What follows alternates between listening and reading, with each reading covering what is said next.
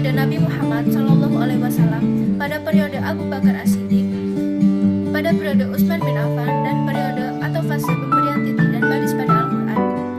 Yang pertama, penulisan Al-Quran di masa Rasulullah SAW. Al-Quran tidak turun sekaligus seperti proses pembelian di toko, akan tetapi sesuai dengan kondisi dan kebutuhan pada waktu itu. Yang kedua, penulisan Al-Quran di masa Abu Bakar As-Siddiq. Di masa pemerintahan Khalifatul Rasul Abu Bakar As-Siddiq radhiyallahu an, terjadi perang Yamamah yang mengakibatkan banyak sekali qurra atau para hafaz penghafal Al-Quran terbunuh. Akibat peristiwa tersebut, Umar bin Khattab merasa khawatir akan hilangnya sebagian besar ayat-ayat Al-Quran akibat wafatnya para hufaz. Maka beliau berpikir tentang pengumpulan Al-Quran yang masih ada di lembaran-lembaran. Namun Abu Bakar ragu, tetapi Umar selalu mengulang-ulang kata untuk meyakinkan Abu Bakar tentang perkara itu. Dan sampai pada akhirnya Abu Bakar berpendapat seperti apa yang dipandang oleh Umar. Yang ketiga, penulisan Al-Quran di masa Utsman bin Affan.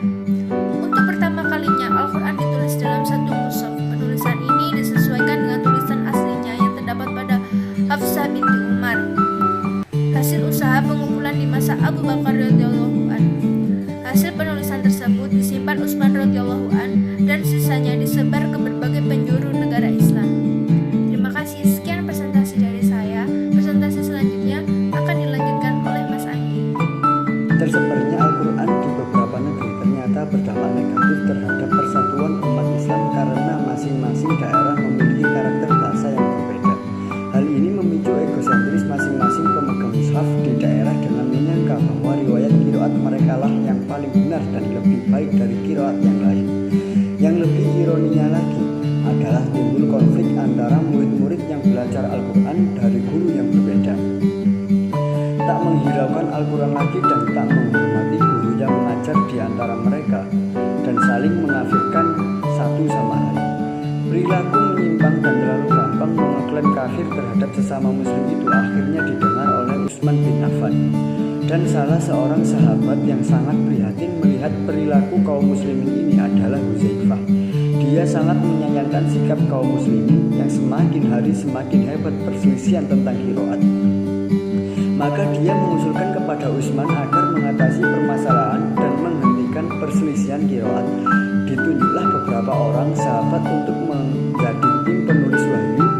Setelah melalui penelitian, mereka yang terpilih adalah orang yang paling menguasai bahasa Arab, yaitu Zaid bin Thabit sang penulis wahyu sejak zaman Rasulullah, dan Sa'id bin As yang dikenal bahasa Arabnya sangat mirip dengan Rasulullah. Mereka berdua dibantu oleh Abdullah bin Zubair. Di samping itu, Utsman juga mengadakan penelitian terhadap suhuf-suhuf yang telah sempurna pengumpulannya pada zaman Abu Bakar dan Umar guna untuk menyalin Al-Quran kembali.